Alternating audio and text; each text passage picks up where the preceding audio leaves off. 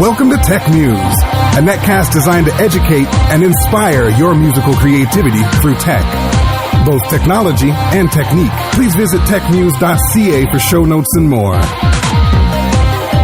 Follow us all over the internet at TechMuze Podcast. And as always, enjoy the show.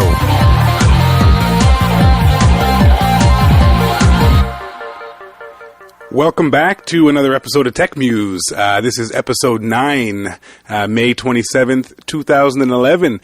Things are rolling nicely over at techmuse.ca. I really want to send a hearty and warm thank you to everyone who's been participating at TechMuze, who's been tweeting on Twitter and just jumping in the conversation over on Facebook and leaving comments under the posts at techmuse.ca.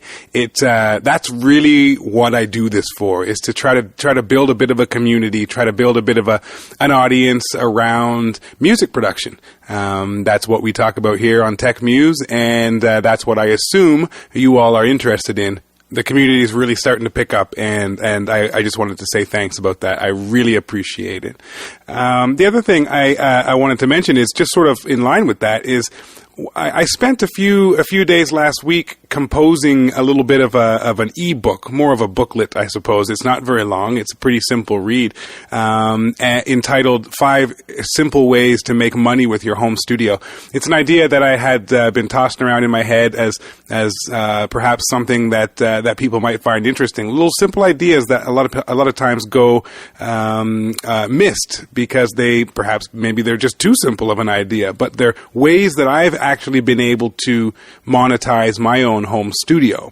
And so I put together a little ebook. Once again, it's called 5 Simple Ways to Make Money with Your Home Studio.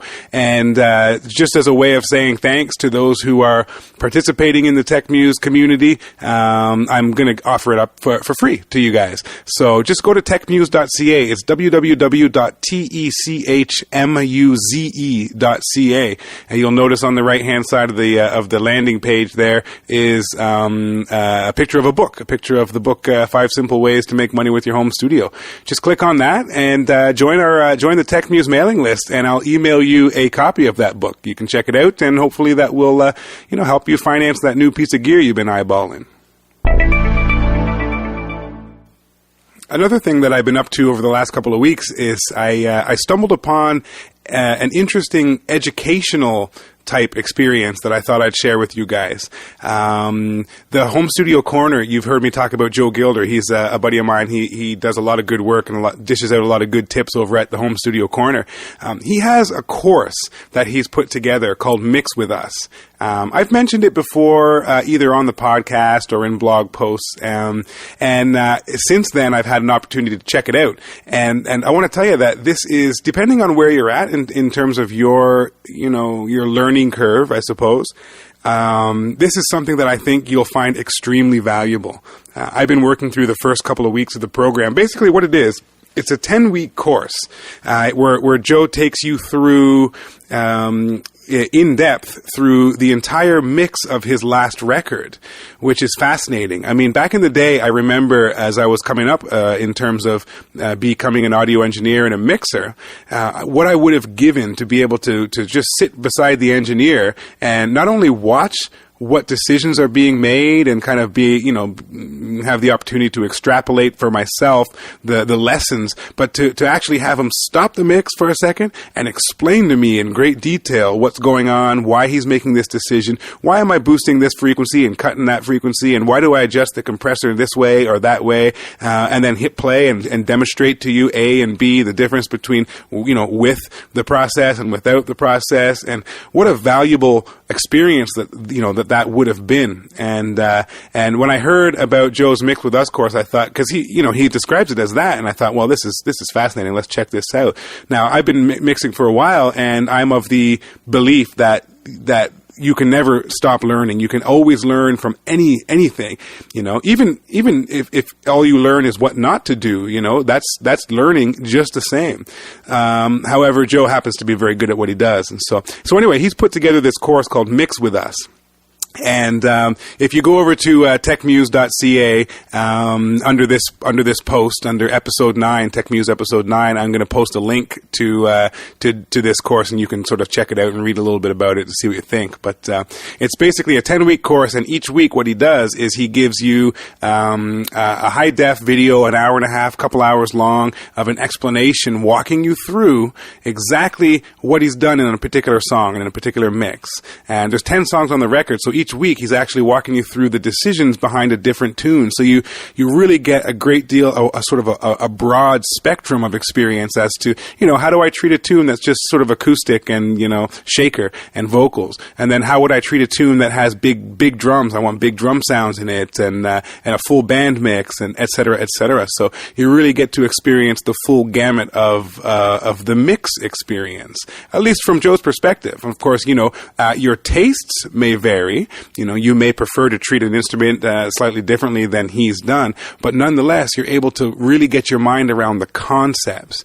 How do I treat this track with EQ, and for what reasons? How do I use compression on this group, on this submix, and for what reasons, etc. So anyway, I find it very fascinating. I thought I'd share it with you guys. Once again, I'll put a link in the show notes under TechMuze episode 9 at techmuse.ca. TechMuze is how we spell that. And I spell that over and over again because a lot of times people think I'm saying tech news, and this is not a news show. This is the random musings of me, Des Asante. So it's TechMuze with a Z, .ca. So anyway, check that out. I think you'll dig it.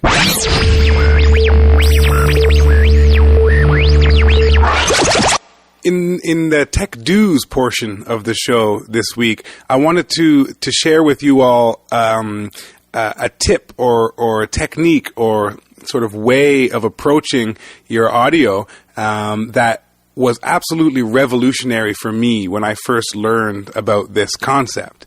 It's something that, once you know it and you start to listen for it in your favorite music, it's another one of those slap yourself in the head kind of things where it's like, why wasn't I always mixing this way, mixing my records this way? And what it is it's the concept of three-dimensional mixing, of mixing in 3D.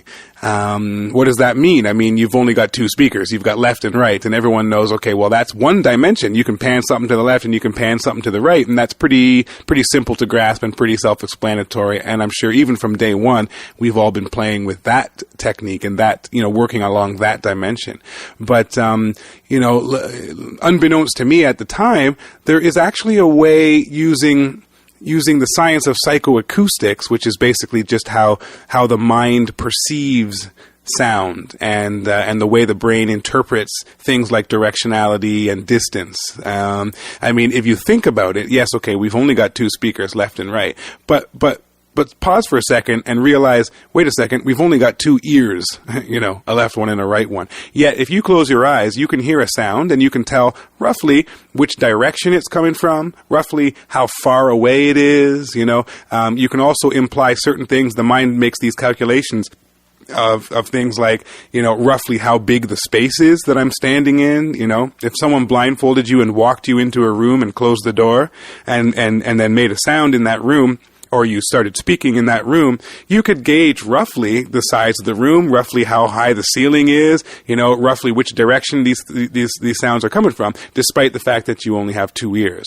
And so if you start to study and understand how these things work, then you can apply these things to your recordings. And this concept, like I said, was revolutionary to me when I really started to wrap my mind around this. And all of a sudden, I was making these mixes that had space for everything in the mix.